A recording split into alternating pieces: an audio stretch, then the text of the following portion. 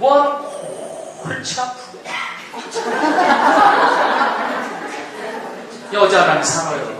지금은 성적인 거 만족시켜주는 인형이지만 40년 가면은 성적인 것도 만족시켜주는 컴퓨터 나옵니다.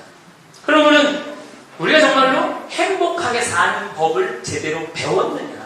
맨날 희생이라고 그러고 참으라고 그러고 그렇게만 배웠죠? 예. 평생 60평생 참고 사는 결혼생활 그런 분들 참 많아요. 그렇죠?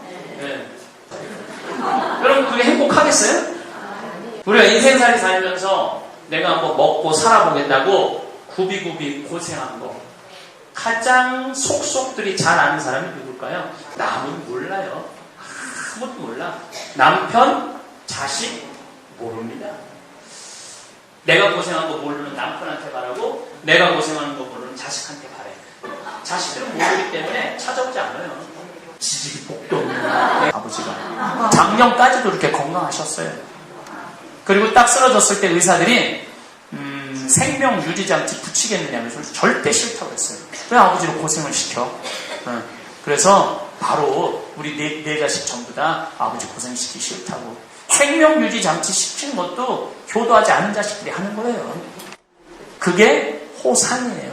다른 게 호상이 아니고.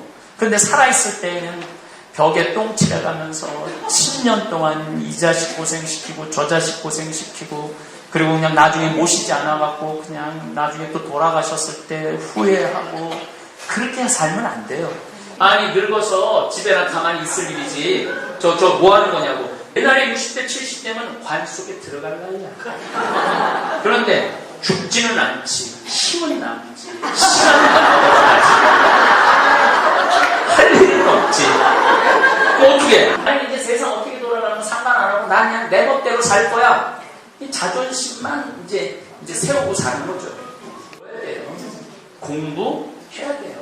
아무것도 모르고 딱 뽑은 빨갱이라고 그러고 오해를 하면서 살면 안 되잖아요. 황창현 신부님의 행복특강 지금 바로 시작하겠습니다. 구독, 좋아요 눌러주시고 영상이 마음에 드신다면 댓글에 1이라고 남겨주세요. 노년에 이것을 끊어내면 자식들이 오히려 효도하기 시작한다고 하는데요.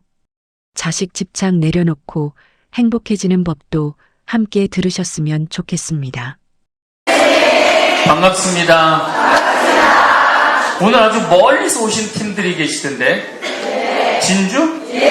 와우. 몇 시에 일어나셨어요? 4시, 3시. 야. 어쨌든 환영하고 와보시니까 아름답죠? 네. 예, 감사합니다. 지난 4월달에 우리 동창 신부들 모임을 했는데 4월달이니까 사순식이죠. 아마 마지막 성주간이었던 것 같아요. 어린이 미사 강론을 하는데 신부님이 12제자와 예수님 얘기를 했대요. 근데 예수님은 3년 동안 정말로 제자들을 사랑했다. 그런데 마지막 날 예수님을 배반한 제자가 있다. 그게 누구냐? 그럼 애들이 저요 하고 손을 들으면은 신부님이 이제 한 명을 불러내서 답을 맞추면은 상을 항상 줬대요. 근데 초등학교 5학년 애가 막 열정적으로 손을 들어갖고 남자애가 올라오라고 그래서 제대에 올라왔어요. 그래서 예수님을 배반한 제자가 누구냐? 그랬더니 얘가 유다요. 딱 자신있게 얘기를 한 거예요. 맞은 거죠. 근데 신부님이 문제를 하나를 더 냈어요. 그런데 유다 말고 또 예수님을 배반한 자자가 또 한 명 있다. 그게 누구냐? 그랬더니 얘는 유다까지만 안 거야. 다음을 맞춰야 되는데 막 눈을 막 까무락까무락 뜨고 하늘을 쳐다보니까 이게 안타까워서 신부님이 힌트를 하나 줬어요. 나 그 사람 모른다고 그런 사람 있잖아. 나 그 사람 모른다고 그런 사람. 그랬더니 얘가 막 눈을 돌리더니 김기춘인가?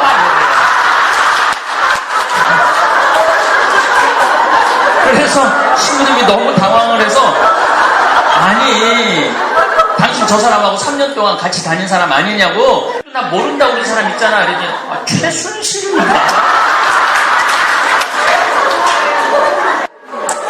제가 사실은 그 얘기를 듣고 여러분들처럼 정말로 박장대소하고 웃었는데 집에 운전하고 들어오면서 이런 생각이 들더라고요. 도대체 우리 어른들이 아이들한테 무엇을 가르치고 있는가? 나라를 책임진 사람들이 전부 모른다 그러고, 나는 안 그랬다 그러고, 그렇게 거짓말하는 나라를 물려주고 있는 건 아닌가? 이런 생각이 들었어요. 정말 우리가 아이들한테 물려줄 세상은 정의로운 나라, 행복한 나라, 이런 나라를 물려줘야 되는데 우리들이 이런 생각은 꼭 할 필요가 있을 것 같아요. 그래서 여러분들은 우리 아이들한테 어떤 나라를 이런 책임감이 있어야 돼요. 그냥 먹고 사는 거, 출세시키는 거, 그런 나라가 아니고 정말로 행복한 나라. 이제 우리 문재인 대통령이 됐어요. 참 문재인 대통령 되기 전에 갈등이 많았죠. 우리 특별히 나이 드신 어르신 할머니들 얘기만 하면 뭐래? 딱 보면 알아. 이 빨갱이야. 딱 보면 알아. 문재인이 빨갱이야. 빨갱이가 되면 안 돼. 근데 그 빨갱이가 대통령 되자마자 본당 신부님 모셔다가 수녀님 5분인가 6분 모셔다가 청와대 축성했어요. 빨갱이가 축성해요. 그렇죠. 또 사실은 문재인 대통령이 얼마나 열심히 하냐면은 이번에 특사를 미국도 보내고 러시아도 보내고 일본도 보내고 중국도 보냈는데 어디다 또 특사를 보냈느냐면 로마 교황청에 보냈어요. 로마 교황청에 5나라에 보낸 거 5나라에.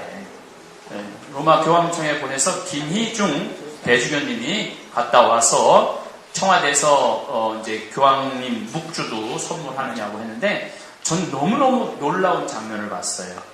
김희중 대주교님을 정 가운데 앉히고 자기는 비서자리에 앉더라고요. 대통령인데. 근데 어떻게 딱 보면 빨갱이야.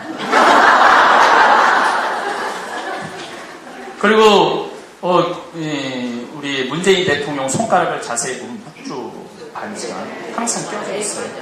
항상 묵주 반지가 껴져 있어요. 무슨 얘기냐면 우리가 자세히 알아보지 않고 딱 보면 안다고. 앞으로 문재인 대통령은 6.25 때 북에서 넘어왔어요. 그리고 너무너무 가난해서 초등학교 4학년 때 세례를 받아서 티모테오로 무료 그 배식해주는 거 그거 항상 받으러 가면서 어렸을 때부터 수녀님 신부님들하고 아주 친하게 지낸 분이에요. 이분이 어렸을 때부터 결혼할 때도 아내한테 골룸바 세례 받아요. 혼배 성당에서 혼배 성사 받고 그동안 신앙생활도 아주 열심히 해온 평생 가난이 뭔 줄 안 사람이에요. 가난이 뭔 줄. 그러니까 대통령 저는 제일 속 후련했던 게 뭐냐면 대통령 되자마자 세월호 안산 단원고등학교 선생님 기간제 교사 2명 죽었는데 순직 처리하라고. 그거가 어려워서 그걸 순직 처리를 못 해줘요. 그 아이들 함께 가서 죽었는데 순직 처리를 하면은 연금도 나오고 가족들도 좋잖아요. 근데 그거를 안 하는 거예요. 그거를. 근데 바로 순직 처리해주잖아요. 그래서 우리가 인생을 살면서 참 오해하는 부분이 많아요. 오해하는 부분이.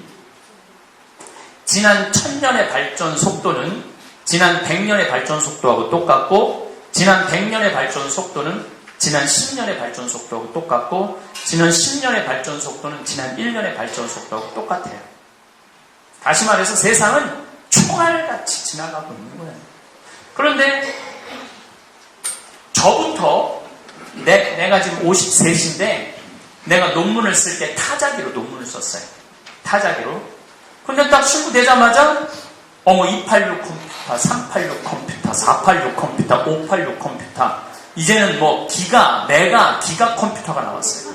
무슨 얘기냐면은 우리 애들은 컴퓨터에 대해서 귀신이야. 근데 나부터 내 위는 다 깜깜이야. 깜깜이야. 몰라요. 휴대폰 하나만 봐도 그래. 휴대폰 하나만 봐도 우리 할머니들 이렇게 나를 보면은 아유 신부님 반가워요. 텔레비에서 본 신부님 너무너무 반가워요. 사진 찍어요. 우리 할머니 한 3-4명이 그럼 딱 그럼 사진 찍으려고 그러면 내가 이렇게 서요. 그럼 막 자기네들끼리 그래요. 네가 찍어. 나 찍을 줄 몰라. 네가 그래도 찍어. 그러니까 이제 책임을 졌어. 근데 하는 소리가 어디를 눌러야 되는 건데, 내가 막 웃고 있는데 어디를 눌러야 되는 거야. 또 한술 더 떠는 날 딱 눌렀는데 한다는 소리가, 신부님, 그런데 왜 내가 나와?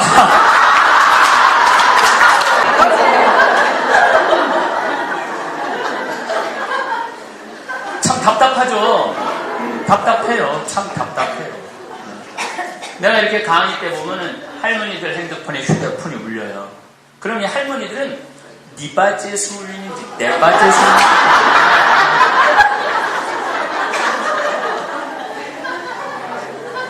그리고 이제 내 바지에서 울리는 게 확인이 됐어. 근데 문제는 끌 줄을 몰라. 이거 어떻게 해야 돼? 유일하게 끌 수 있는 방법은 전화를 받는 거예요. 전화를 받아서 이렇게 말하는 소리가 제 귀에 들려요. 나 지금 신부님 강의 듣는 중이야. 근데 저쪽에서 이렇게 말합니다. 엄마, 지금 중요한 얘기야. 그럼 이때부터 공간 개념이 없어져요. 그래서 말해봐, 무슨 얘기인데. 통화를 하기 시작해. 근데 어떻게 딱 보면 알아요.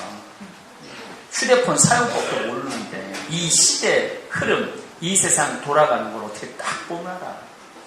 다시 말해서 이제는 배워야 돼요. 근데 나이를 먹으면요, 자존심,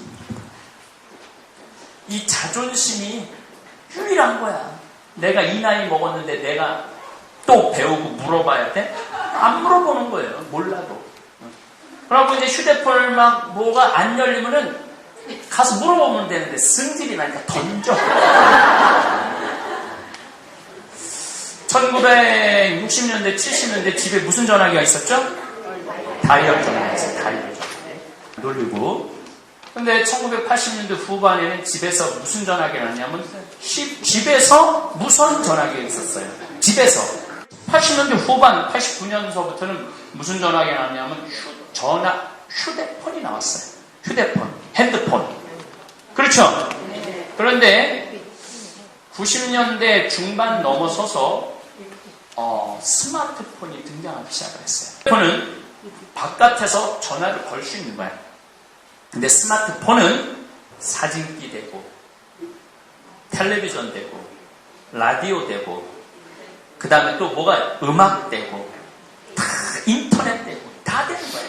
그래서 지금은 갤럭시 1, 2, 3, 4, 5, 6, 7, 8까지 나왔어.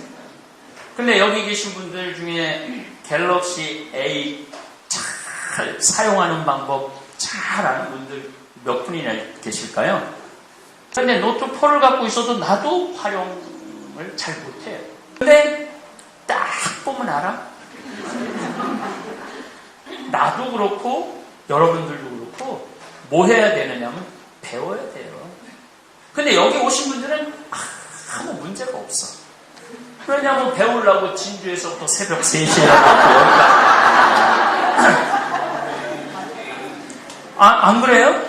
네, 제가 보기에는 여기 계신 분들은 앞으로, 근데 문제는 이제 60살 되신 분들이 몇 살까지 사냐면 120살까지 사는 거예요. 말씀드렸어요. 여러분들 제가 20년 전에 앞으로 100세 시대가 올 겁니다. 그럴 때 사람들이 아우 끔찍한 소리 하지 말라고 했어요. 10년이나 20년 후에는 120세로 세팅될 거예요. 10년이나 20년 후에는 120세. 그래봤자 여기 계신 분들 60, 70 되신 분들 10년, 20년이나 80, 90밖에 더 돼. 그럼 앞으로도 더, 그리고도 30년을 더 살아야 돼.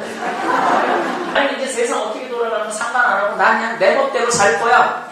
이 자존심만 이제 세우고 사는 거죠. 해야 돼요. 공부해야 돼요. 세상 돌아가는 거 어떻게 돌아가는지 알고 살아야 될까 이 세상에. 1960년대, 70년대는 누가 데모를 했죠?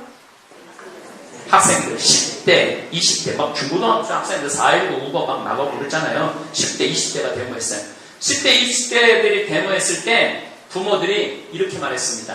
저 미친놈들 부모가 힘들어서 돈 벌어서 공부 보는 게 데모를 한다고. 그러니까 그 친구들이 데모를 했던 그 아픔 그런 건 알아볼 생각도 안 하고 그냥 저 미친놈들 데모한다고 했어요.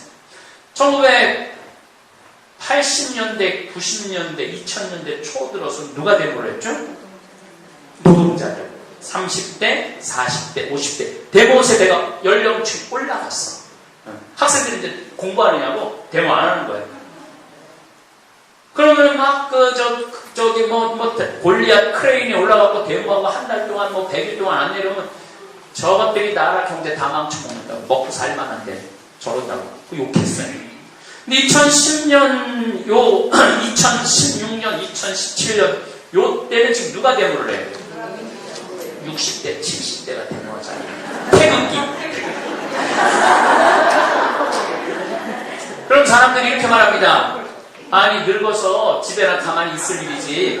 저 뭐 하는 거냐고. 그런데 저는 이해해요. 60대, 70대 할머니들이 데모하는 이해해요. 그건 충분히 이해해요. 옛날에 60대, 70대면 관 속에 들어갈 나이야. 그런데 죽지는 않지. 힘은 남지. 시간은 남지. 할 일은 없지. 또 어떻게 나가보면 신나잖아요. 그것도 깨끗이 씻고 나가면 5만원 주고. 얼마나 좋아. 어떤 이유든 민주주의니까 자기 의견을 표현할 수 있는 거예요. 그래서 내가 이번에는 교회에서 목사님들이 차대절에서 많이 보냈어요. 대한문. 대한문 위가 광화문이에요. 광화문은 젊은 애들이 데모하고 대한문은 60대, 70대가 데모하는 거예요. 태극기 신나다. 기자 가서 물어봤어요. 할머니 여기 왜 나왔느냐고. 모른다고 나를. 여기 나오는 거 너무 좋다고. 신나는 거죠. 그럼 2030년, 2040년은 누가 데모할까요? 90대, 100대들이 데모하는 90대, 100대들이. 그때 왜 90대, 100대들이 데모하느냐면 죽여달라고. 이제 살 만큼 살았으니까 죽여달라고. 이거는 확실할 거예요. 여기 계신 분들이 아마 데모하러 나갈 거예요. 이미 유럽은 90대, 100대들이 데모했어요. 죽여달라고. 그래서 멀쩡한데 죽이지는 않죠. 이제 기력도 없고 더 이상 치료에도 의미가 없어도 더 이상 치료 안 하고 안락사법이 통과가 된 거예요. 근데 앞으로는 세상이 그렇게 변한다는 거예요. 세상이 아주 정말로 총알같이 변할 거예요. 그러니까 여러분들이 앞으로 그냥 바로 죽으면은 세상 돌아가는 말표 뭐 있어. 어쨌거나 앞으로 50년, 60년 살아야 되거든. 살아야 되는데 아무것도 모르고 딱 뽑은 빨갱이라고 그러고 오해를 하면서 살면 안 되잖아요. 오해를 하면서 살면 안 되잖아요. 저는 이 문재인 대통령이 참 안타까운 게 되자마자 치매 할머니들 치료비 95% 국가에서 부담하는 거 지금 추진하고 있어요. 치매 걸리는 할머니들 95% 국가에서 부담. 국가가 책임져야 된다. 그런데 그렇게 챙기는 할머니들이 계속 빨갱이라고 해요. 그렇게 챙기는 할머니들이 계속 빨갱이라고 해요. 정말로 국민을 위한 정책을 내가 보기엔 피고 있는데 계속 빨갱이라고 해요. 그래서 그런 오해는 하지 말았으면 좋겠다라는 의미에서 물론 우리 천주교 신자이기 때문에 내가 편을 드는 거죠. 그것도 그냥 신자가 아니고 열심한 신자이기 때문에 편을 드는 거죠. 어쨌거나 2040년대 가면은 결혼도 안 할 거예요. 지금 제가 그 강의 준비하고 왔는데 내일 제가 명동 호스트홀에서 주교회의에서 무슨 생명 무슨 문화 콘서트 하는데 그 강의를 해달라고 해서 지금 강의 준비를 하고 있는데 2030년, 40년 되면은요 결혼 안 합니다. 웬만한 사람들 결혼 안 해요. 왜냐하면은 대화해주는 컴퓨터가 나오는데 누구라는 거 벌써 나왔잖아요. 누구라는 컴퓨터, AI, 인공지능, 대화해주는 컴퓨터. 그리고 2030년, 40년 가면은 성적인 것도 만족시켜주는 컴퓨터 나옵니다. 성적인 거 만족시켜. 지금은 성적인 거 만족시켜주는 인형이지만 이제는 컴퓨터가 나오면은 이건 정말 달라지는 세상이에요. 뭐하러 골치 아프게 여자랑 살아요. 남자랑 살고 정말 심각한 세상의 변화가 오는 거예요. 근데 문제는 컴퓨터가 감정을 느끼는 거예요. 감정을 느낀다는 건 하느님을 찾을 수 있다는 거예요. 그래서 컴퓨터들이 나한테 와갖고 신부님 저 세례 받고 싶습니다. 그럼 세례를 줘야 돼 말아야 돼? 주지 말아야 돼? 이것도 얘기하려면 끝도 없는 시간이 필요한데 세례 내가 안 줘도 걔네들은 아무 상관하지 않아요. 왜냐하면 자기네들끼리 세례 주는 신부를 만들 거니까. 세례 주는 신부를 만들 거니까 자기네들끼리. 아니, 세상은 굉장히 정말 우리가 상상도 못하는 속도로 변하는 거예요. 우리는 또 행복의 길도 몰라. 이렇게 깜깜한 상태에서 답답하게만 사는 건 답답하게 행복하게 살지 못하고. 그러면은 우리가 정말로 행복하게 사는 법을 제대로 배웠느냐? 맨날 희생이라고 그러고 참으라고 그러고 그렇게만 배웠죠? 예. 네가 한 번 더 참으면은 무슨 뭐 참을 입자 3번을 쓰면은 뭐 살인을 면한다고 그러고 평생 60평생 참고 사는 결혼생활 그런 분들 참 많아요. 그렇죠? 예. 근데 이제 120살 살면서 60평생 참고 사는 게 아니에요. 100년을 참고 살아야 돼요. 여러분 그게 행복하겠어요? 그건 행복하지 않아요. 그러니까 이제 우리는 이제 생각을 이제 바꿔야 돼요. 우리가 인생살이 살면서 내가 한번 먹고 살아보겠다고 굽이굽이 고생한 거 가장 속속들이 잘 아는 사람이 누굴까요? 내가 고생한 거 가장 잘 아는 사람 나밖에 없어요. 남은 몰라요. 아무도 몰라. 남편, 자식 모릅니다. 보통 이제 할머니들하고 할아버지들하고 내가 정말 가끔 대화를 해봐. 신부님 내가 이렇게 우리 집안을 이끌으려고 내가 얼마나 장사를 하고 막 고생을 한 얘기를 해. 근데 할아버지한테 물어봐요. 할머니 참 고생 많이 하셨네요. 할아버지 잘 아세요? 그럼 할아버지들이 딱 이렇게 말합니다. 우리 마누라 고생 참 많이 했지.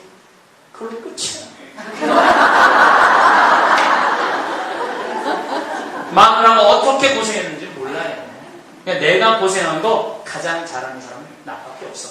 그렇다면 나밖에 없다면 나한테 유일하게 잘해줄 수 있는 사람은 세상에 누구밖에 없을까요? 나밖에 없어요. 그런데 우리는 끊임없이 바래요. 내가 고생한 거 모르는 남편한테 바라고 내가 고생하는 거 모르는 자식한테 바래. 그리고 잘해주지 않는다고 또 섭섭하다고 그래요. 그러니까 이번 어버이날에도 자식들이 안 왔어. 그럼 이제 혼자 밥을 해 먹으면서 이렇게 말합니다. 지질이 복도 없는 내가 그 고생을 해서 이렇게 키워놨는데 찾아오는 자식 새끼 하나 없고 자식들은 모르기 때문에 찾아오지 않아요. 그리고 그냥 바깥에 나가서 밥 해 먹기 싫어 나가서 냉면 먹으면서도 지질이 복도 없는 냉면 사주는 사람 하나도 없고 그렇게 말하는 분이 있어요. 근데 뒤집어서 생각을 해봐요. 야 마리아야 너 60년 동안 정말로 애만 있었다. 오늘 내가 너한테 쏠게. 가자. 내가 너한테 냉면 사줄게. 그러니까 쏘는 마음으로 가서 냉면 먹는 거랑 지질이 복도 없는 사람도 없어. 그리고 가서 냉면 먹는 거랑은 차원이 달라요. 차원이. 그래서 혼자 가서 먹지 말고 친구 야 오늘 내가 가서 쏠게. 가자. 갖고 가갖고 먹으면 얼마나 행복해. 근데 우리는 내가 나한테 잘해주는 건 배운 적이 없는 거예요. 내가 나한테 잘해주는 건 배운 적이 없는 거예요. 누군가 나한테 선물을 해야 돼. 누군가 자식이든 남편이든 또 뭐 친척 중에 내 잘해주는 친척이 나한테 잘해줄 때까지 기다려. 죽을 때까지 기다리다가 죽는 경우가 많다는 거예요. 22년 전에 평택 비전동 성당에 본당식으로 발령을 받아봤어요. 31살에 3,500명 성당에 본당식으로 발령을 받아봤어요. 열심히 살았죠. 지금 생각하면 열심히 살았어요. 왜냐하면 3,500명 세례명을 다 외웠으니까. 그리고 정체를 정해줄 때 마리아 그리스도의 몸, 베드로 그리스도의 몸하고 세례명을 명찰 처음에 달게 했죠. 그럼 몇 번 보고 다 외우죠. 미사를 빠질 수가 없어. 한 주 빠지면 그 다음 주에 내가 물어봐. 베드로 왜 지난주에 미사 안 나왔어? 그리고 좀 심심하게는 신부님 저 다음 주 어디 갑니다. 얘기하고 가요. 얘기하고 많았어요. 그런 교우들이.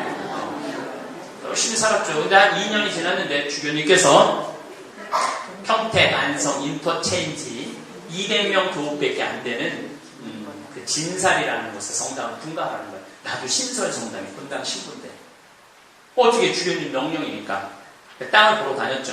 땅이 3,200평 평택 평야가 쫙 내려다보는 언덕에 땅이 3,200평이 나왔어요. 3,200평이면 얼마나 큰 땅이냐면 초등학교가 2,000평이에요. 보통 초등학교보다 한 배 반 큰 땅을 제가 받은 거죠. 근데 돈이 어디 있어요? 땅값이 4억이래요. 2억은 내가 성당에서 어떻게 했는데 2억이 없는 거야. 그래서 내가 처음 본당 신부님으로 모시던 신부님한테 전화드렸어요. 신부님, 저 성당 터 사고 싶은데 돈이 없습니다. 얼마가 부족한데? 2억이 부족합니다. 돈 좀 꿔주세요. 이 신부님이 단 1초도 주저하지 않으시고 내일 와, 내가 꿔줄게. 그러더라고요. 내가 또 인간관계가 또 그래서 다음날 이제 철산이라고 광명시에 올라갔는데 신부님이 1억짜리 수표를 2장을 딱 만들어 놓은 거예요. 33살에 2억짜리 수표를 안주머니에 넣고 오는데 차 안에서도 내가 두리번거렸어요. 이거 훔쳐가는 거. 기억이 지금도 나요. 심장 벌렁벌렁거리고. 그래서 정말로 아무도 모르게 땅을 다 계약해서 알고는 다 땅값 뛰니까 딱 하고 계약을 딱 하고 회장님들한테 발표를 했죠. 땅을 샀다. 그랬더니 상의하지 않은 회장님들이 난리가 난 거야. 200명 분가하는데 뭐하러 3,200평이 필요하냐. 그 신부가 간도 크지. 그리고 그 성당은 성당 허가 안 나는 땅이다. 책상을 치고 새벽 2시까지 잠을 안 재우고 따지는데 정말로 진땀이 나고 이거 정말로 허가 안 나면 어떻게 하나. 내가 책임지겠다고 몇 개월 잠을 못 잤어요. 그때도 마음고생한 거야. 그거 뭘 알아 내가 그 어린 나이에. 근데 1년이 지났는데 16만 5천 원 주고 산 땅이 35만 원이었어요. 1년 만에. 35만 원을 800평을 팔았죠. 그래갖고 신부한테 가서 갚았죠. 신부님 감사하다고. 그래도 몇 평이 나면 2,400평이에요. 2,400평. 후임자 신부가 왔는데 200명 갖고 무슨 성당을 져요. 10억을 어떻게 모아. 성당 짓는데 10억 들어간다는데 내가 7억 해줄게. 그래서 성당 교우들 다 열심히 하고 7억을 모아서 줬어요. 그럼 난 이제 떠났죠. 근데 지금은 거기 아파트가 다 들어와갖고 신사 2,000명이 넘었대. 2,000명이 넘는데.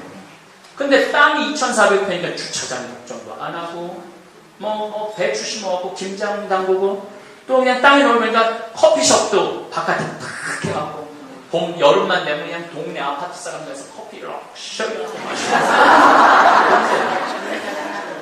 그런데 지금도 2,000명, 지금 5대째 신부인데 내가 그렇게 마음고생해서 분가한 거,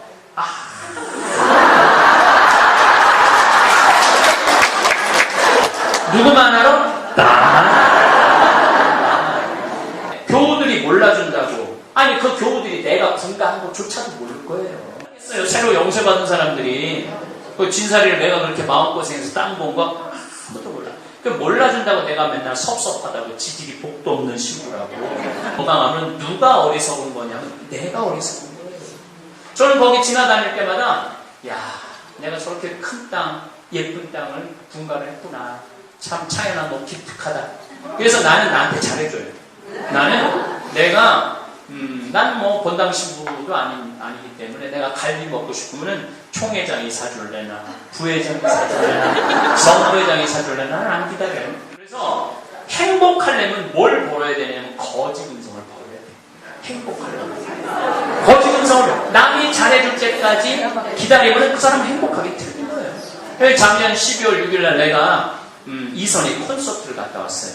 내 이선희 씨 노래를 참 좋아하거든요. 나보다 한 살이가 많을 거예요. 그 이선희 씨가 요즘 나오는 노래 2년. 그 노래 들으면 막 가슴이 미어지죠. 근데 서울이나 대전이나 대구나 여기 거리가 똑같아요. 그런데 서울은 벌써 콘서트가 끝났더라고. 그런데 대전 보니까 티켓이 있더라고. VIP 체육관 VIP 끊었는데 중간이야. 근데 그 중간 큰 체육관에 중간 VIP 끊었는데 티켓 값이 얼마냐면 15만 6천 원. 누구 돈으로 끊었을 것 같아요? 내가 돈으로 끊었어. 남이 끊어줄 때까지 기다리다가는 죽을 때까지 못 가는 거예요. 정말 내가 정말로 하고 싶은 일이 있으면 내가 정말 먹고 싶은 게 있으면 어떻게 하면 돼? 내가 사면 돼. 내가 행복해야지 남도 행복하게 해줄 수 있는 거예요. 내가 행복해야지 자식도 행복한 거야. 여러분들 생각을 해봐요. 자식이 오래간만에 놀러 왔어.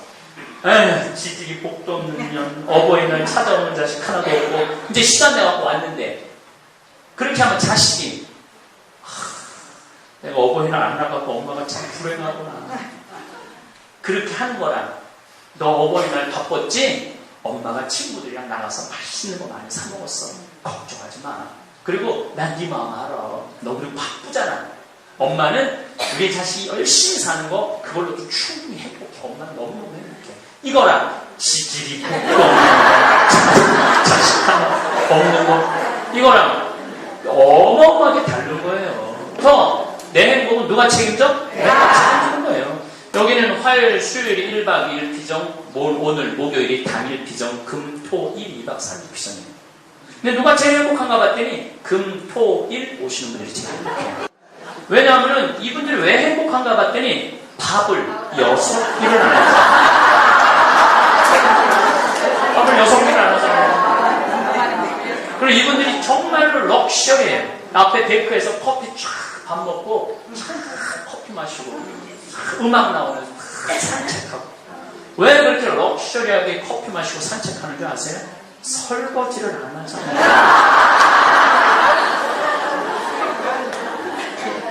어제도 누가 후기를 썼는데 별이 밤에 얼마나 예쁜지 몰라요. 그럼 막 모닥불 펴놓고 별 보고 자기네들끼리 모닥불 피는 노래하면서 얼마나 행복하는지 몰라요. 근데 2박 3일에 밤 6끼 먹고 이틀 밤 자는데 들어가는 피정비가 얼마냐면 8만 원이에요. 8만 원. 그렇다면 여기 지금 60 넘으신 분들은 30살에 시집 와갖고 60살까지 밥하고 빨래하고 청소하고 애 낳고 애 키웠다면 여러분들 한 달에 가사 노동비가 얼마냐면 250만 원이에요. 250만 원 일을 한 거예요. 여기 계신 분들 잘 모르시겠지만 여러분들이 부부가 평생 버는 돈이 평균적으로 22억이에요. 여러분들이 22억으로 버는 거예요. 그 돈 갖고 애 키우고 애 학교 보내고 집 사고 삼시세끼 먹고 산 거예요. 그 22억 중에 9억은 누가 한 거냐면 맛있죠? 왜 맛있느냐 하면은 내 손으로 안 했잖아.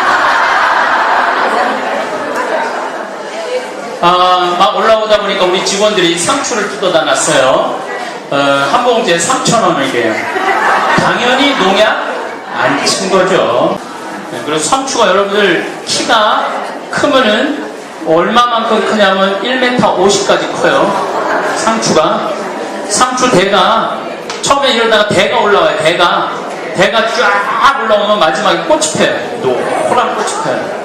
그 꽃이 피면은 씨가 이제 생기면 그 씨를 또 받아서 또 심고 하는 거죠. 그러니까 하여튼 우리 직원들이 정성스럽게 농약 안 치고, 요 고춧가루도 농약 하나도 안 친 거예요. 고춧가루 우리가 판매를 하는데 고춧가루도 매운 고춧가루가 있고 덜 매운 고춧가루가 있어요. 그래서 농약 안 친 거 드시고 싶으시면은 우리 생태마을 거 이렇게 구입해서. 근데 비싸요. 비싼데 비싸서 못 사서 먹겠다 그러면은 내가 우리 직원들한테 항상 하는 얘기예요. 비싸서 안 사 먹는다 그러면은 팔지 말아라. 우리가 고추가 땀이 엄청나게 들어가는 거예요. 이게 정말 보통 힘든 게 아니거든요. 고추 농사가. 그리고 고추는 총 5번 따요. 5번. 5번 따는데 마지막에는 이제 빨개지지 않죠. 그걸 따서 우리가 고추질을 하는 거예요. 고추질을. 근데 뭐 마지막에도 어마어마하게 열려요. 보통 하나에 고추가 150개에서 한 200개 정도 열리는 것 같아요. 그러니까 우리가 보통 3,000근, 작년에 6,000근 했죠, 고추를. 농사. 제가 지난 3개월 동안 3월 달부터 5월 31일까지,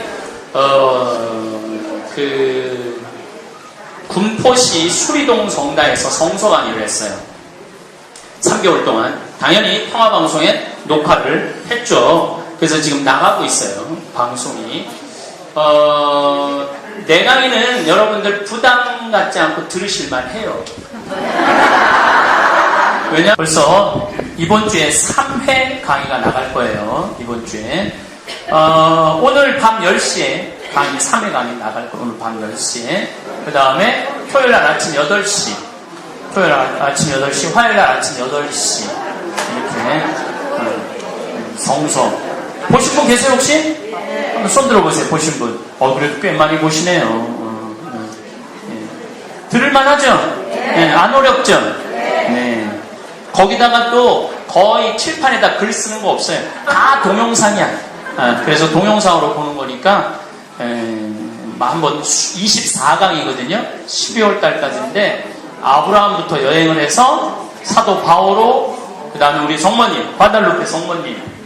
이 과달루페 성모님은, 멕시코에서 발현한 성모님이에요. 1531년 12월 9일날 요한 디에고 57살 난 성모님이 다 어린아이한테 나타났는데 이분한테만 어른한테 나타나. 어른한테 2번 갔다 왔어요. 멕시코를 2번이나 갔다 왔어요. 그 먼데 물론 파티마도 갔다 오고 루르드도 갔다 오고 이집트 탈출 경로기도 갔다 오고 그 다음에 사도행전 1, 2, 3차 여행 선교지도 다 다녀왔죠. 참 많이 돌아다니고 있어요. 돌아다니는 것 같아요. 이제 70살 넘으면 사제반에 가만히 있을 필요가 있습니다. 이 그림은 여러분들 언뜻 보셨을 거예요. 과달루페 성모님인데 실사예요. 그대로 크기를 내가 사진으로 그대로 갖고 온 거예요. 근데 성모님이 요한 디에고라는 친구한테 나타나갖고 뭐라 그러냐면은 너 주마라가라는 주교한테 찾아가서 테페악이라는 요 산 꼭대기에다가 나를 기념하는 성당을 지라고 그래라. 요한 디에고는 원주민이거든요. 나는 얘기 못한다. 어떻게 감히 주교님 나 만나주지? 여러분들 지금 주교님 만나고 싶으면 막 만나주고 그래요? 주교님이? 그렇죠? 네. 혹시 여러분들 중에 성모님이 딱 나타나갖고 너 염축이 형님한테 가갖고 남산에다 성당지라고 얘기 좀 하라고 가서 얘기할 분 계시겠어요? 안 계시겠어요? 가긴 가겠지.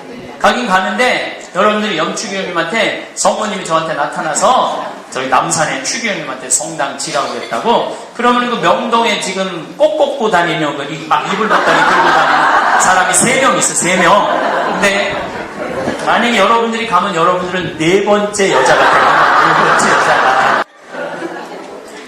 주마라가 주님한테 가서 얘기를 해요. 성모님이 나한테 나타나갖고 여기다가 성당 지라고 했다고. 그러니까 미쳤냐고 쫓아내요.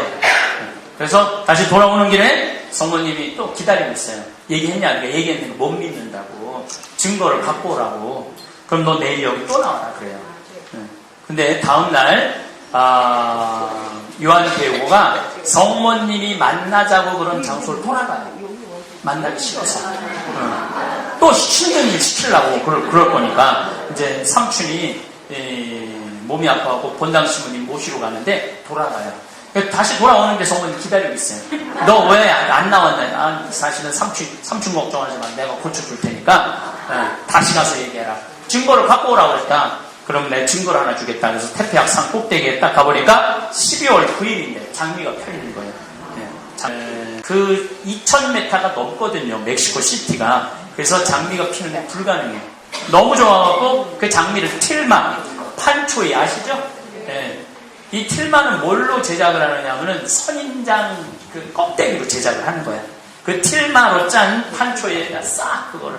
그래갖고 너무 좋아갖고 주교님한테 가요. 이거 증거 갖고 왔다고. 딱 보니까 주교님이 떨어지는 장미를 보고 놀라는 게 아니고 그 틸마, 판초이를 보고 놀라는 거야. 왜냐하면 저 성모님 이 그대로의 모습이 찍혀 있는 거야. 그 판초이에. 너무너무 놀란 거야. 너무너무 놀란 거야. 그래갖고 그 장미도 멕시코에서 나는 이 장미가 아니라 스페인의 안달루시아 지방에서 나는 장미야. 그러면서 눈물을 흘리면서 내가 정말 잘못했다고 그러면서 성당을 짓죠. 이 틸마는 50년만 되면 사가 없어져요. 우리나라 왕골교하고 똑같은 거예요. 네, 왕골로 하는 거 있죠?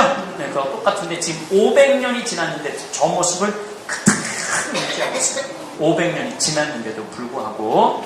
근데 너무 신기하잖아요. 너무 신기하잖아요. 썩지도 않고. 또 1900년에 폭탄을 던졌는데 폭탄 십자가가 휘었는데 저 그림은 그대로 보존이 됐습니다. 네. 공산주의자들이. 그래서 교회는 1979년 나사의 미 항공우주국에 이거를 좀 조사를 좀 해봐라. 우리가 500년 전에 성모님이 여기다 찍어놨다는데 500년 전에 저 물감을 구할 수도 없는데 어떤 건지. 그래갖고 딱 그걸 보니까 나사에서 이렇게 말을 합니다. 아무리 찾으려고 해도 붓자국이 없다. 그러니까 그린 게 아니라는 거예요. 붓자국이 없다. 그리고 찍힌 거다. 그러니까 그때 그 성모님의 나타난 모습 그대로 여기에 찍어준 거예요. 찍힌 거다. 그리고 이 안료, 물감은 이 지구에서는 나지 않는 물감이다. 식물이든 동물이든.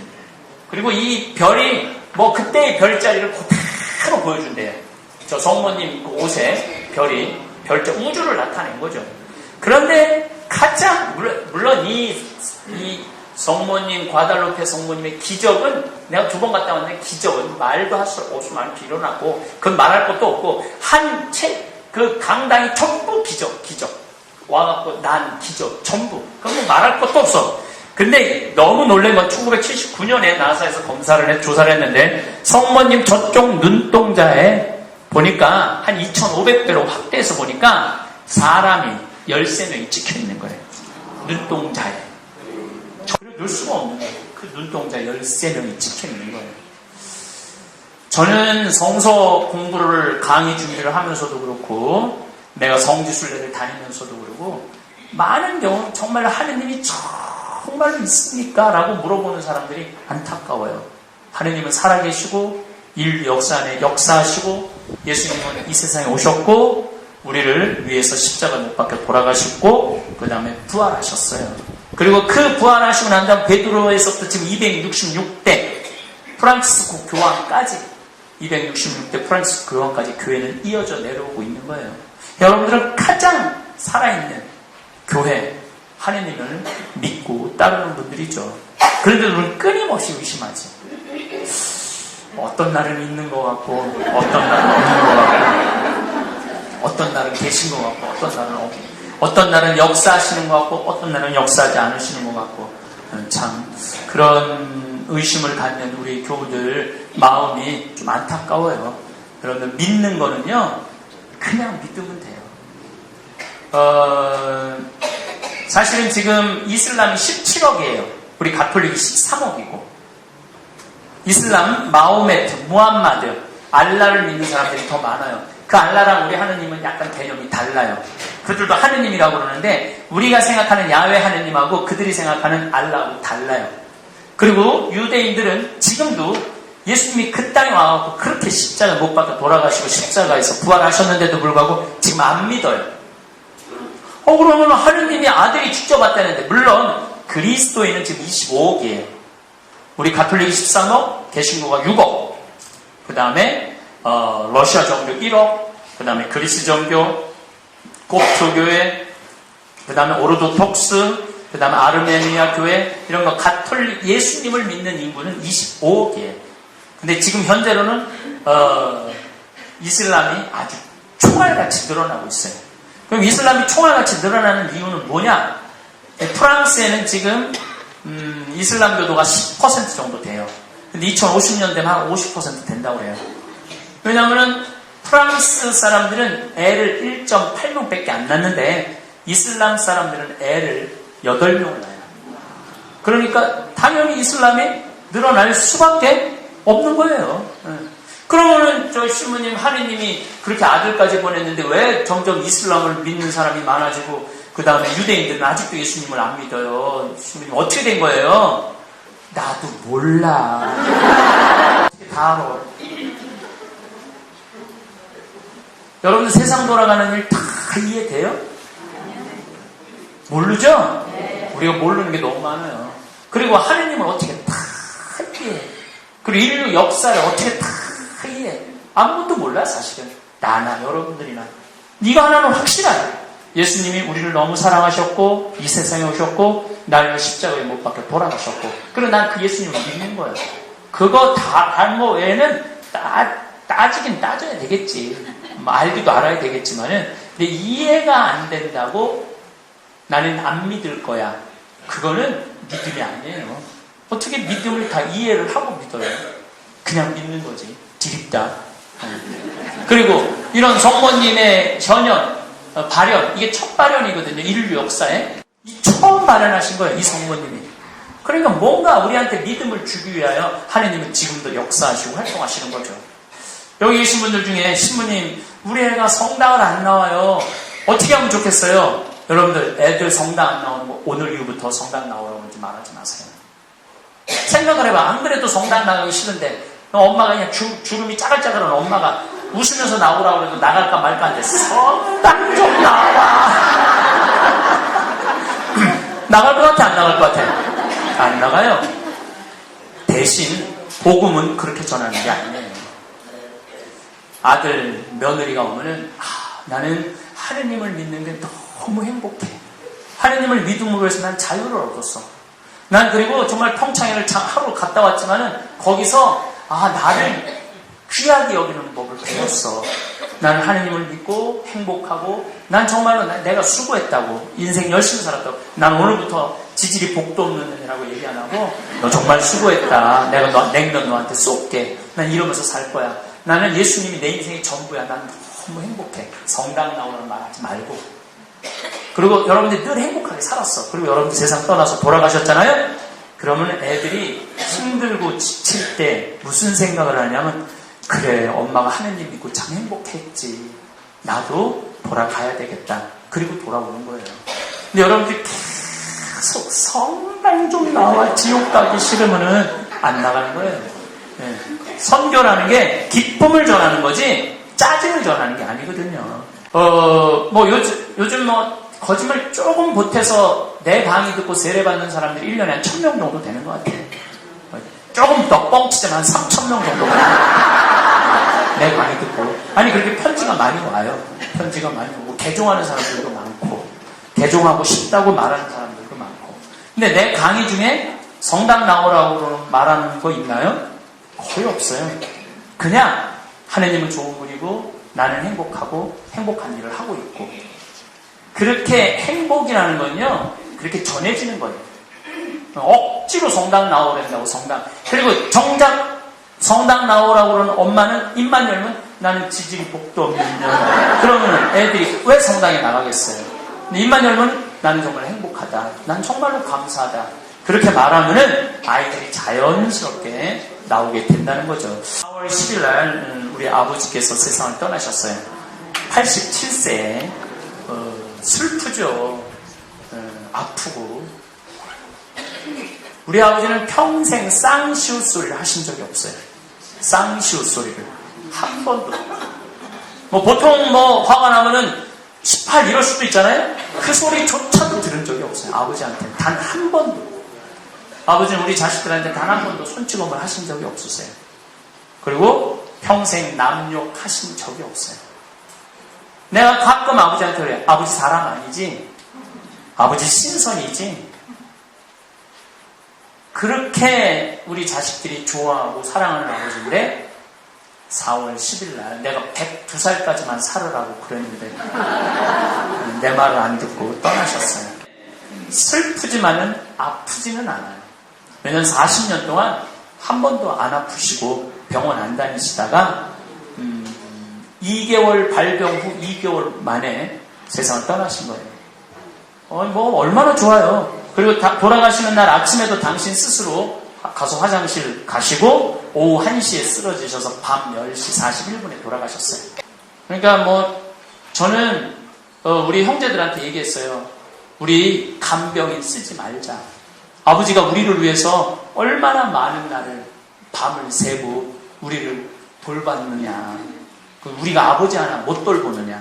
물론 병실도 특실에 모셨죠. 그러니까 이제 돌아가면서 모셔야 되니까 누나 이틀, 큰형 이틀, 둘째 형 이틀. 난 이제 장가 안 갔으니까 난 하루.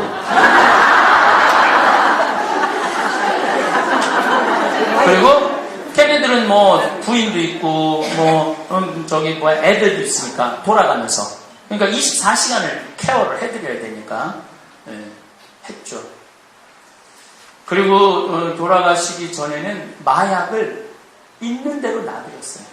아프면서 죽는 것처럼 힘든 게 없는 거거든요. 마약은 하느님이 준 인간한테 최고의 선물이에요. 고통을 겪는 인간한테 주는 최고의 선물은 몰핀, 마약이에요. 그래서 아버지 조금만 아픈 기세만 보이면 무조건 마약 놔드렸어요. 병원에 가갖고 놔드리라고. 상관없다고. 계속 놔드렸어요. 더 놔드려야 되는데 내가 덜 놔드린 게 지금 조금 후회는 돼요. 형제들이 이런 말을 하더라고요. 시모님 너무 감사하다는 거예요. 만약에 간병인을 뒀다면 그 마지막에 아버지에 대한 감사 못 느꼈다는 거예요. 이틀 밤을 새면서 아버지에 대한 감사 참 많은 생각을 했다는 거죠. 그래서 너무너무 감사하다고. 그리고 작년에 제가 참 이상해요. 아버지 제가 용돈 한 달에 30만 원씩 드리거든요. 우리 아버지는 돈 욕심도 없으세요. 돈이 어떻게 돌아가는지도 모르시는 분이야. 한 달에 30만 원씩 용돈을 드렸는데 작년에는 왠지 아버지가 앞으로 돈을 쓰면 얼마나 쓰나 용돈을 좀 많이 드려야 되겠다.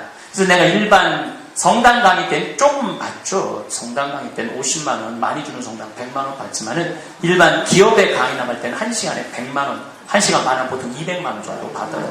일반. 내가 아침마당을 5번을 나간 신분이에요.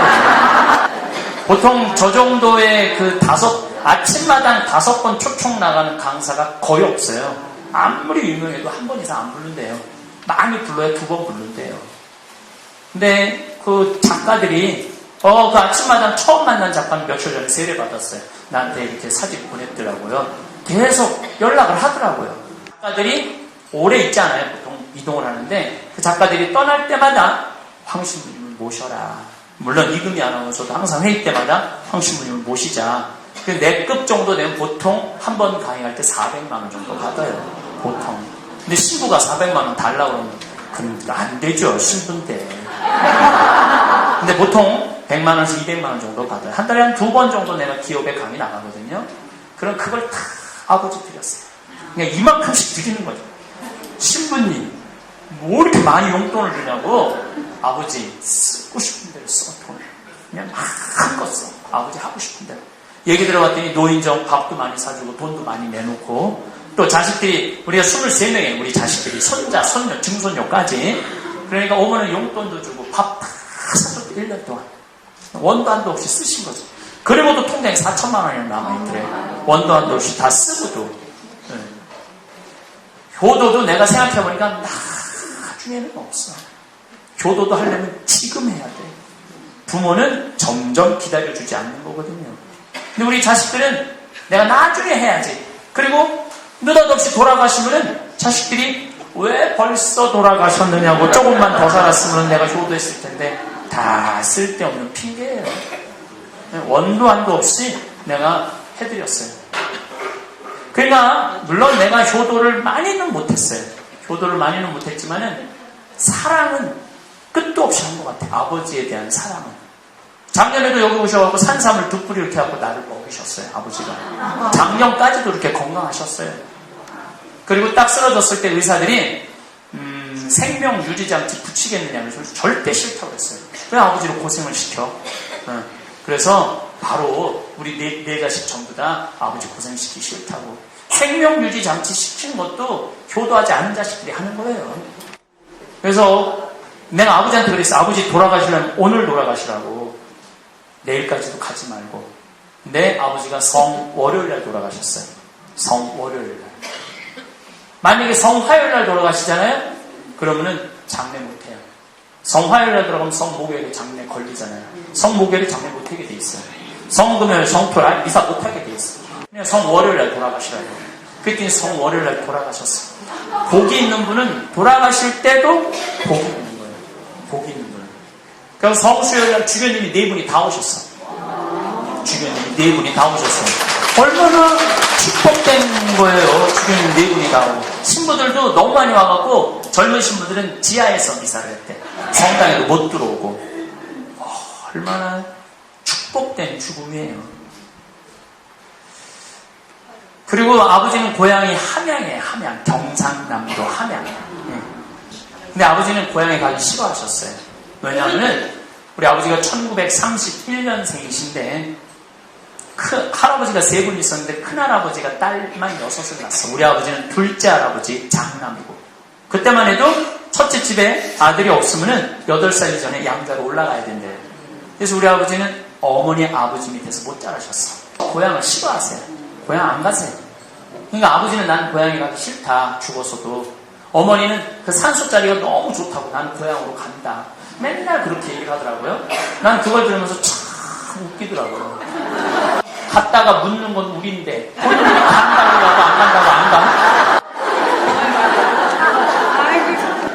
그래서 난 수원교구 신부니까 안성 천주교 공원 묘원이 있어요. 안성 천주교 공원 묘원이 있는데 거기가 참 자기가 좋더라고요. 또 아버지가 항상 자연을 좋아하셨어요. 공원 묘원 앞에 골프장이 쫙 잔디밭이 쫙 펼쳐져 있는 거 보여. 골프 그 자리에 누워 계시면. 근데 우리 형들이 골프를 치거든요. 그래서 형들 골프 치라고 아버지 앞에서. 네. 그래서 지난달도 우리 형제들이 모여서 골프를 쳤어요. 뭐라고 했냐, 아버지, 첫째 아들이 치면서 아버지, 내가 이 아버지 제일 잘 보이는데 치는 그냥 잘 쳐야 된다고. 잘 쳤어요. 둘째 아들도 다른 데 막 일일이 날리더니 아버지 본다니까 잘 쳤어. 근데 나도 내 자리에서 쳤는데 나도 잘 쳤어. 그러면서 우리가 웃으면서 아버지 항상 이렇게 행복하게 살아서도 행복하시고 죽어서도 행복하시라고. 제가 왜 이 말씀을 드리느냐 하면 우리 아버지를 이렇게 추억하는 거를 보면은 살아서도 너무너무 사랑했고 죽어서도 항상 좋은 추억으로 기억을 하고 있어요. 그게 호상이에요. 다른 게 호상이 아니고. 그런데 살아있을 때는 벽에 똥 칠해가면서 10년 동안 이 자식 고생시키고 저 자식 고생시키고, 그리고 그냥 나중에 모시지 않아갖고 그냥 나중에 또 돌아가셨을 때 후회하고, 그렇게 살면 안 돼요. 제가 아까 여러분들한테 이런 말씀 드렸죠? 그냥 본인이 가서 사 먹고 본인이 가서 여행 다니고 본인이 쓰라고. 본인이 건강하게 살아야 돼. 움직일 수 있을 때까지 움직이고 돌아다닐 수 있을 때까지 돌아다녀야 돼. 그러다가 주무실 때 지쳐서 죽어 그냥. 돈 쓰는 거 아깝다고 뒷방에 가만히 있잖아요? 돈 쓰는 거 아깝다고 뒷방에 가만히 있으면 그다음부터 다리 못 움직여요. 다리 못 움직이면 누워서 똥을 좀 싸는 거예요. 그러니까 8만 원 들여서 돌아다녀. 장갑 사먹고 가면서. 움직일 수 있을 때까지 움직이는 분들은 대부분이 크게 고생하지 않아요. 고생하고 자식들도 고생을 하는 거죠. 그래서 여러분들 만약에 암이 걸리잖아요. 그럼 치료하지 마세요. 70 넘으면 치료할 가능성이 좀 있고 80 넘으면 아예 생각하지 마세요. 그냥 죽어. 암이 걸려서 죽는 게 제일 나아요. 그리고 그때 암이 걸려서 치료를 하지 않나? 죽는 건 거의 1년 이내에 죽는데 놀라운 거는 치료하지 않는 사람들이 조금 더 길게 살아요. 그럼 치료를 하게 되면 수술비 들어가지. 얼마나 힘들어. 그 다음에 수술하면 얼마나 아파요. 수술하면 아프게 돼 있어요. 그 다음에 항암하면 얼마나 힘들어. 뭐하러 그렇게 힘든 거래. 그냥 쭉 지내다가 마지막 한 3개월, 그리고 끝까지 안 아프고 죽는 분들 내가 많이 봤어요.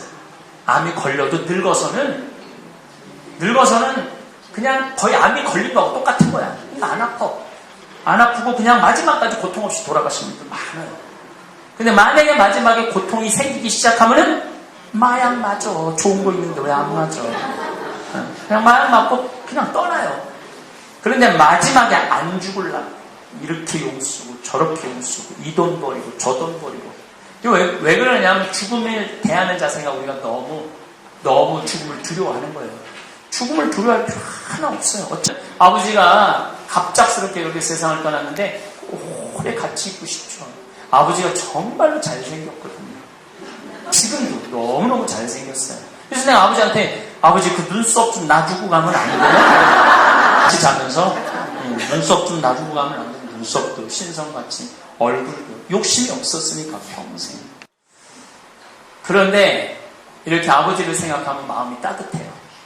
그리고 내일도 또 아버지한테 내일 내가 명동에서 강의가 있거든요. 아버지한테 좀 들러서 우리 형들하고 만나기로 했어요. 그래서 아버지 좀 보고 가고. 그러니까 무덤을 가보면 항상 꽃이 있어. 손자가 왔다 가든, 누가 딸이 왔다 가든, 아들이 왔다 가든, 항상 꽃이 있어. 얼마나 행복해요. 살아서도 행복하고, 죽어서도 행복하고. 근데 이제 아버지가 돌아가셨는데, 얼마나 조문객이 많이 오는지, 2,000명도 넘게 온 것 같아. 2,000명도 넘게. 그래갖고, 장례식장을 하나를 더 빌렸어. 큰 거를 빌렸는데, 하나를 더 빌렸어. 그래도 모자라더라고요. 다시 말해서, 조의금이 많이 들어왔다는 얘기죠. 왜냐면 우리 큰형님도 라이언스 클럽 부회장님 총무까지 하고, 둘째 형님은 아주 큰 명문고등학교 동문회장을 지금 하고 있어요. 손님뿐만 아니라 형님 손님들도 많죠. 우리 누나 손님도 많고. 근데 내가 그 조의금을 싹 걷어서 평창으로 갖고 왔어요. 형제들은 조의금 구경도 못했어요. 형제들은 조의금 구경도 못했어요. 내가 왜 싹 걷어서 갖고 왔느냐면은 내가 본당 신부 때 이렇게 조문을 가면은 상주들이 안 나오는 경우가 있더라고요.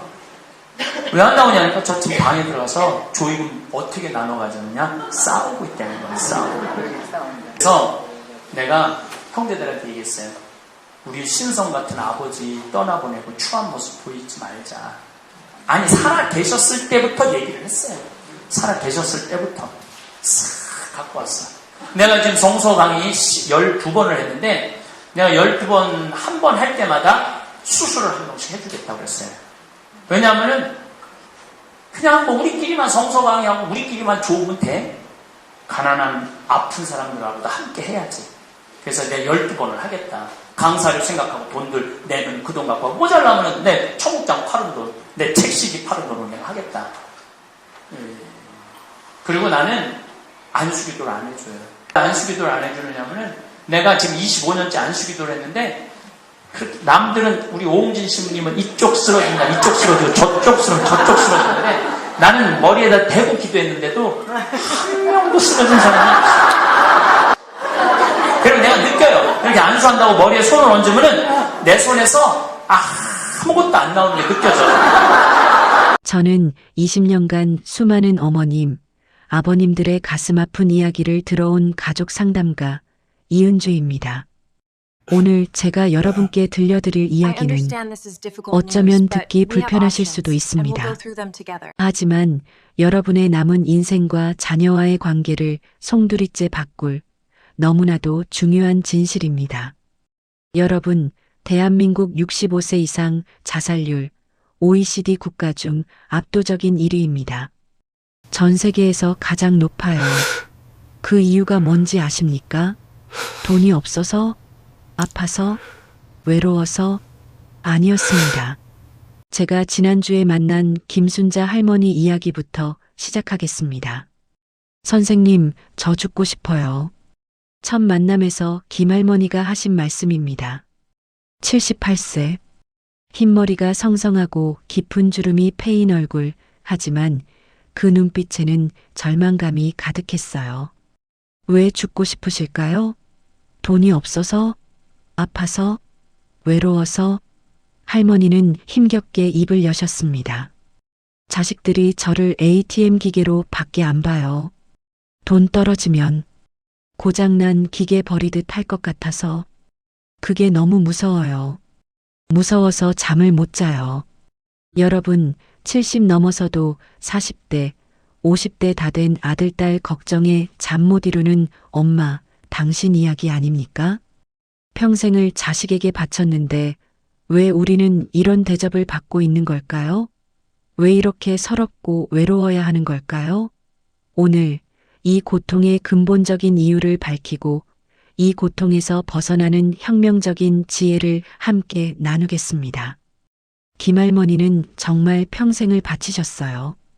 큰아들 사업자금으로 8천만 원, 둘째 딸 이혼 뒤처리로 5천만 원, 막내 아들 빚 정리로 3천만 원, 평생 모은 적금까지 털어서 손자들 학원비까지 총 1억 6천만 원이라는 엄청난 돈을 자식들에게 쏟아부으셨습니다. 그 결과는 지금 아들네 집 작은 방에서 며느리 얼굴색 살피며 눈치 보며 살고 계세요. 할머니 때문에 집이 좁다, 쓸데없이 불 켰다 껐다 한다는 잔소리를 듣는데요. 더 가슴 아픈 건 손자가 친구들한테 이렇게 말하는 걸 들었다는 거예요. 우리 할머니 용돈 주는 기계야. 돈 떨어지면 고장나는. 여러분, 이게 우리 슬픈 현실입니다. 우리가 사랑이라고 생각하며 베푼 그 모든 것들이 이런 결과를 낳았습니다. 제가 아끼는 황창현 신부님께서 늘 이런 말씀을 하십니다. 인생의 후반전은 남을 위해 사는 것이 아니라 이제는 자기 자신을 위해 살아야 할 때다. 처음엔 에이, 신부님도 참, 우리처럼 부모 노릇하는 사람이 어떻게 그럴 수 있겠어요? 했습니다. 그런데 20년간 수천 명의 어르신들을 상담하면서 깨달았습니다.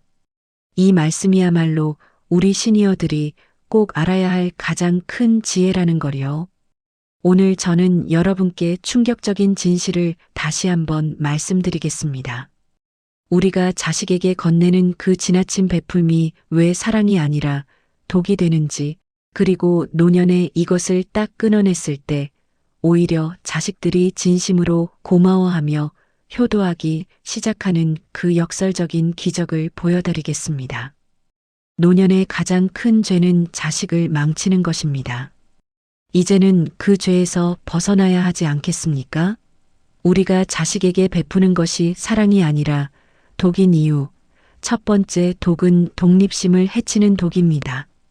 여러분, 운동을 안 하면 근육이 퇴화하듯이 자식이 스스로 문제를 해결할 기회를 우리가 계속 빼앗으면 그들의 자립 근육이 마비됩니다. 40대, 50대 다 된 아들이 사업 실패했을 때 그게 그의 배움의 기회일 수도 있어요. 딸이 이혼하고 힘들 때 그게 그녀가 더 강해질 수 있는 기회일 수도 있고요. 그런데 우리가 뒤에서 뚝딱뚝딱 다 해결해주면 자식들은 이런 일이 생기면 엄마 아빠가 해결해주겠지 이렇게 생각하게 됩니다. 여러분, 독수리가 새끼를 기를 때 어떻게 합니까? 어느 정도 크면 둥지에서 밀어 떨어뜨려요. 새끼 독수리가 날개를 펼치고 스스로 날 수 있게 하려고요. 그런데 우리는 어떻습니까? 70 넘어서도 40대, 50대 자식의 날개를 붙잡고 있어요. 위험해, 위험해, 떨어지면 어떻게 하면서요? 과연 이게 사랑일까요? 아니면 자식의 미래를 망치는 죄일까요? 두 번째 독은 당연한 권리로 착각하게 만드는 독입니다. 베풀면 베풀수록 고마움은 사라지고 당연히 해줘야 하는 것이 됩니다. 처음에는 엄마 고마워요 했어요. 그런데 두 번째, 세 번째 도움을 받으면서부터는 고마움이 사라지고 우리가 도와주지 못하면 오히려 섭섭해하고 원망까지 합니다. 엄마는 왜 이런 것도 안 해줘? 형한테는 그렇게 많이 해줬으면서 나한테는 왜? 이게 무슨 소리입니까? 우리가 베푼 건데 오히려 우리가 죄인이 됐어요. 제가 직접 목격한 일입니다. 어떤 할아버지가 손자 대학 등록금 4년 내내 대주셨어요. 총 3천만 원이 넘었죠. 그런데 손자가 졸업하고 취업했을 때 뭐라고 했는지 아세요? 할아버지, 이제 제가 번 돈으로 살 거니까 용돈 안 주셔도 돼요. 고맙다는 말 한마디 없이 마치 계약이 끝난 것처럼 말하더래요. 할아버지가 얼마나 상심하셨는지. 세 번째 독은 노년의 삶을 피폐하게 만드는 독입니다. 가장 큰 문제는 이겁니다. 자식을 위해 살다 보니 정작 나의 노후 자금, 나의 건강, 나의 시간을 다 잃어버린다는 거예요. 여러분, 한국 노인 빈곤율 OECD 1위가 43.4%입니다. 거의 두 분 중 한 분이 빈곤에 시달린다는 이야기예요. 그 주요 원인이 바로 자식 지원으로 인한 노후자금 고갈이에요. 우리가 자식 위에 다 털어주고 나서 정작 우리가 아프거나 도움이 필요할 때는 어떻게 됩니까? 자식들한테 손 벌려야 하는데 그들은 이미 우리가 준 돈을 다 써버렸어요. 제가 만난 한 할아버지는 자식들 다 도와주고 나서 암 진단을 받으셨어요.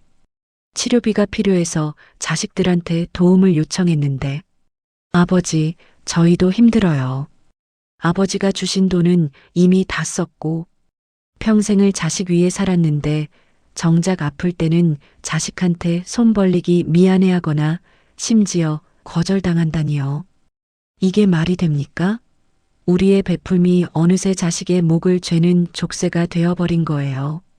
이런 현실이 화나지 않으세요? 그런데 여러분, 정말 궁금하지 않으세요?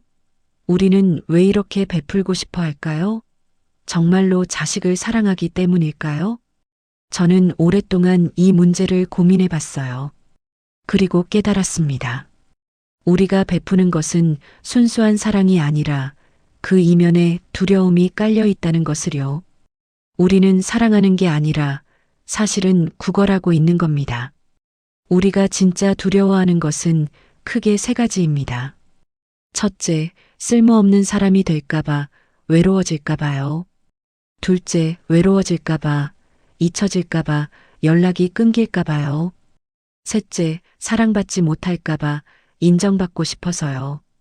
젊었을 때 우리는 직장에서 인정받고 집에서는 가장 역할을 하고 아이들한테는 없어서는 안 될 존재였잖아요. 그런데 나이가 들면서 은퇴하고 자식들은 다 컸고 이제 우리가 할 일이 별로 없어진 것 같아요. 그래서 더욱 자식들한테 매달리게 되는 거예요.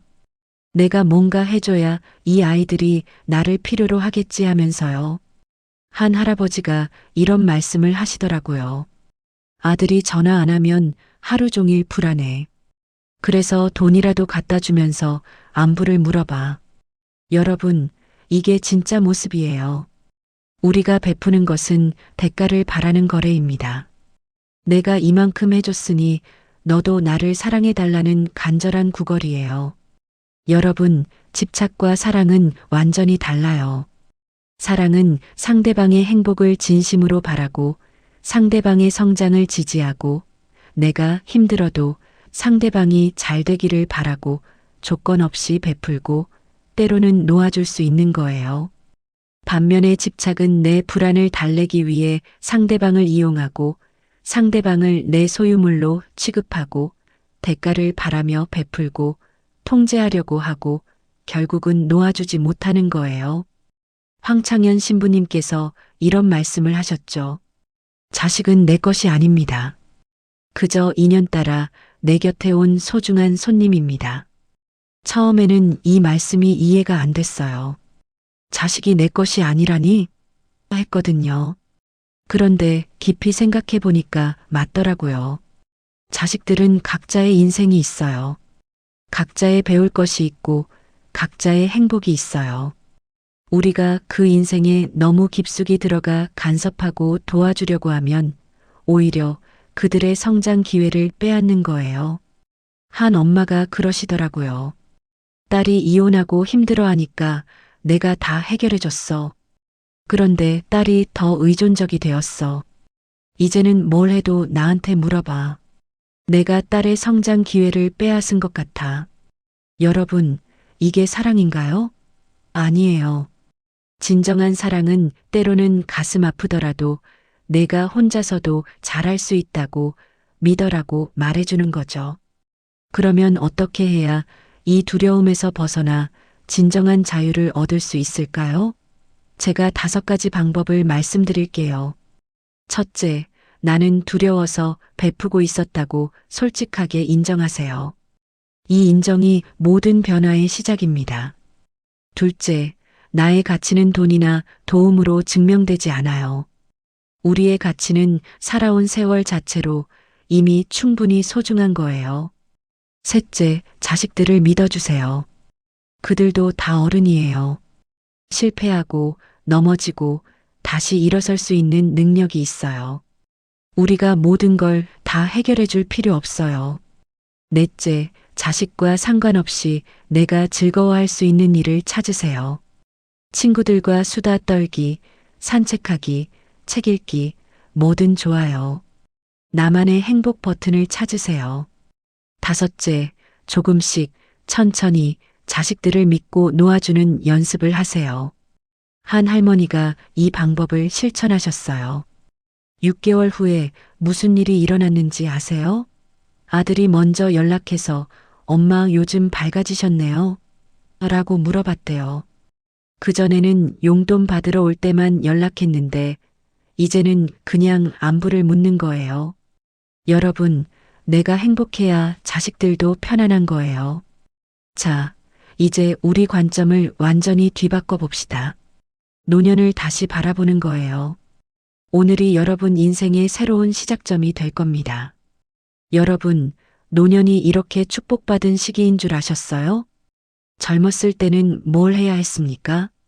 20대에는 공부해야 하고 취업 준비해야 하고 30대에는 결혼해야 하고 자식 낳아야 하고 40대에는 자식 교육에 부모 부양에 50대에는 노후 준비에 자식 결혼 준비에 할 일이 산더미였어요. 말 그대로 의무의 연속이었죠.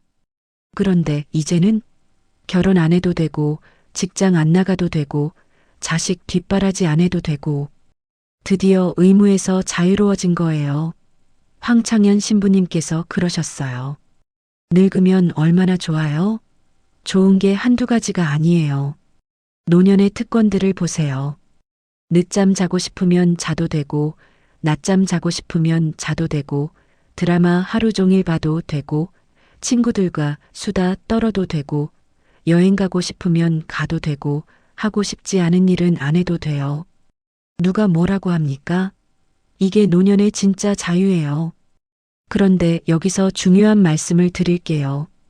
젊을 때의 너그러움은 미덕이지만 노년에 지나친 너그러움은 독이 됩니다. 왜 그럴까요? 젊을 때는 우리가 강했어요. 체력도 좋았고 경제력도 있었고 정신력도 강했고 회복력도 빨랐어요. 그래서 남에게 베풀어도 우리 자신을 지킬 수 있었어요. 그런데 노년에는 어떻습니까? 체력이 약해지고 수입이 줄어들고 기억력이 예전 같지 않고 회복이 느려져요. 이때 지나치게 너그럽게 베풀면 우리 자신을 지킬 수 없게 돼요. 한 할아버지께서 그러시더라고요. 젊을 때는 친구들 밥값도 내주고 술값도 내주고 그랬어. 그런데 지금은 연금으로 겨우 살아가는데 친구들이 만나자고 하면 부담스러워. 맞는 말씀이에요.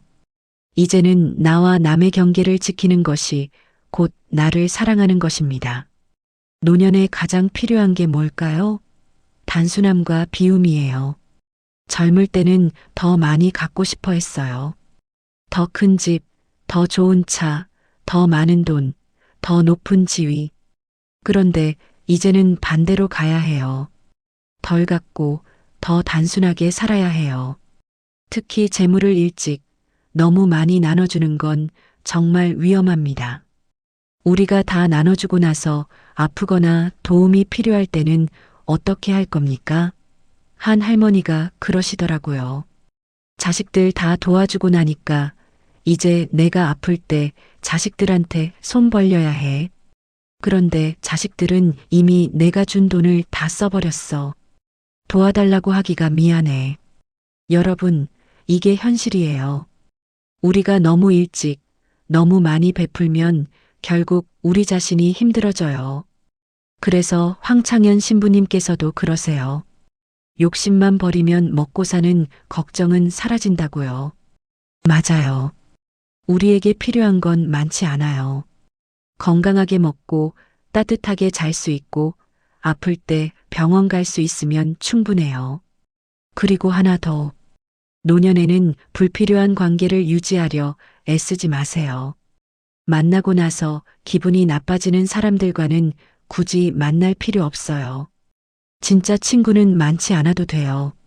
한두 명이라도 진심으로 통하는 사람이 있으면 충분합니다. 자, 이제 가장 중요한 질문입니다. 정말로 우리가 자식들에게 매달리지 않으면 자식들이 효도하기 시작할까요? 네, 그렇습니다. 이건 제가 수천 명을 상담하면서 직접 목격한 기적 같은 일이에요. 작년에 만난 박정순 할머니 이야기부터 해드릴게요. 박 할머니는 평생 자식들 뒷바라지만 하고 사셨어요.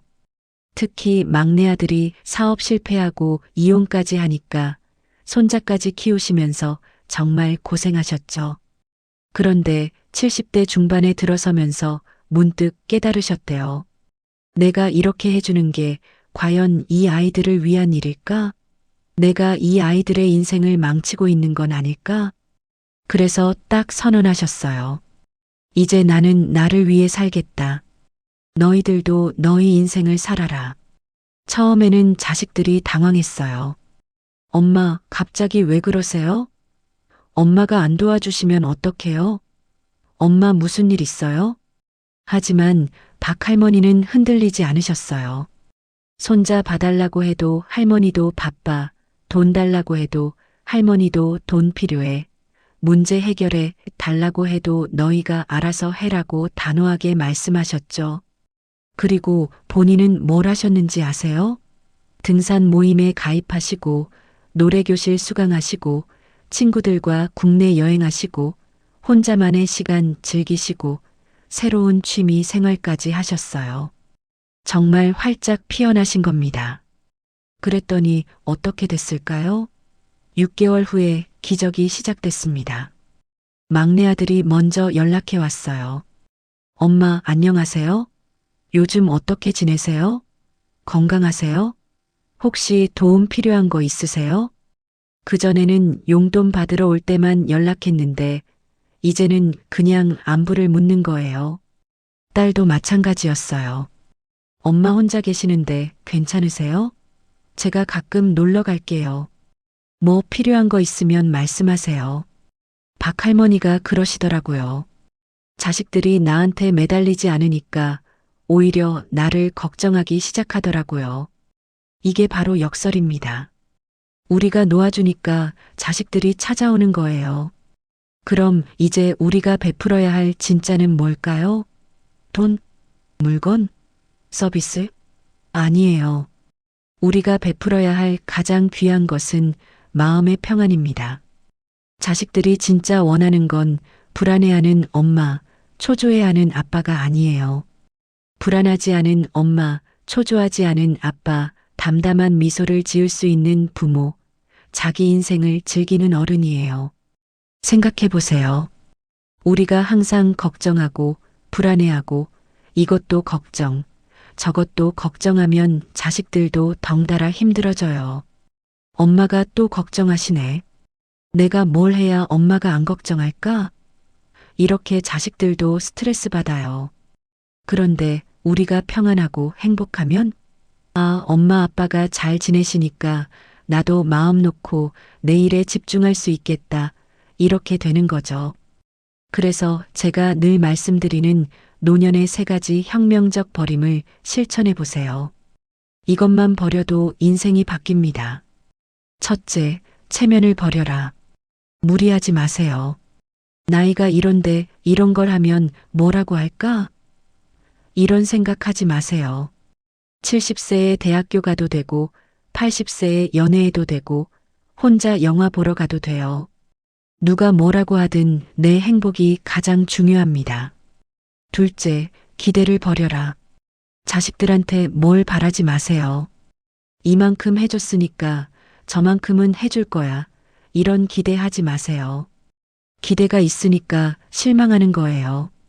기대가 없으면 실망도 없습니다. 셋째, 비교를 버려라. 옆집 할머니는 아들이 매달 용돈 드린다는데 이런 비교하지 마세요. 남의 집 사정은 모르는 거예요. 비교는 불행의 씨앗이에요. 있는 그대로의 나 자신에게 만족하는 법을 배우세요. 여러분, 비행기 타보신 적 있으시죠? 비행기에서 안전 교육할 때 뭐라고 합니까? 산소 마스크가 내려오면 본인이 먼저 착용한 후 옆 사람을 도우세요. 왜 그럴까요? 내가 먼저 살아야 남도 도울 수 있기 때문이에요. 마찬가지예요. 내가 먼저 평안하고 행복해야 자식들도 도울 수 있어요. 내가 불안하고 힘들면 자식들 도우려고 해도 제대로 못해요. 그래서 베풀지 않으니 오히려 존경받게 되는 것입니다. 여러분, 긴 시간 함께 해주셔서 진심으로 고맙습니다. 오늘 우리가 나눈 이야기의 핵심은 이겁니다. 노년은 수확의 계절이자 쉬는 시기입니다. 왜 다시 꽃을 피우려 애씁니까? 우리는 평생 충분히 베풀었어요. 충분히 희생했고, 충분히 사랑했고, 충분히 헌신했습니다. 이제는 정말로 우리가 받을 차례예요. 무리해서 베풀지 마세요. 서운함에 휘둘려 관계를 끊지도 마세요. 그저 담담하게, 초연하게, 자기 자신을 사랑하는 하루를 살아가세요. 내일 아침부터 이렇게 해보세요. 아침에 일어나서 오늘은 내가 뭘 하고 싶나? 생각해보세요. 자식 걱정 말고, 손자 걱정 말고, 오늘 내가 행복할 수 있는 일이 뭔지 생각해보세요. 하루 중에 날씨 좋으면 산책 나가고, 친구 만나고 싶으면 만나고, 혼자 있고 싶으면 혼자 있으세요. 그것만으로도 충분하고 아름답습니다. 우리가 행복하면 자식들도 행복해져요. 우리가 평안하면 자식들도 마음 놓고 자기 인생을 살 수 있어요. 이게 바로 진정한 사랑이에요. 붙잡는 게 아니라 놓아주는 게 사랑입니다. 여러분, 이제 용기 내세요. 나는 이제 나를 위해 살겠다고 선언하세요. 죄책감 가질 필요 없어요. 이건 이기적인 게 아니라 지혜로운 것이에요. 70년, 80년을 남을 위해 사셨으니 이제는 충분합니다. 이제부터 10년, 20년은 온전히 나를 위해 사세요. 그게 자식들을 위한 일이기도 하고 무엇보다 나 자신을 위한 일이에요. 우리 모두 행복하고 자유로운 노년을 만끽합시다. 이제 그 권리를 당당하게 누리세요. 이 영상이 여러분의 마음에 와닿았다면 좋아요 버튼 꼭 눌러주세요. 소중한 가족, 친구들에게 공유해주세요. 구독 버튼도 잊지 마세요. 댓글로 여러분의 이야기 들려주세요. 우리 함께 지혜로운 노년을 만들어 갑시다. 여러분 한 분 한 분이 소중하고 아름다운 존재입니다. 살아온 세월만큼 존경받을 자격이 있고 행복할 권리가 있어요. 이제 그 권리를 당당하게 누리세요. 이상으로 황창현 신부님과 함께하는 책틀맨이었습니다. 감사합니다. 사랑합니다. 응원합니다.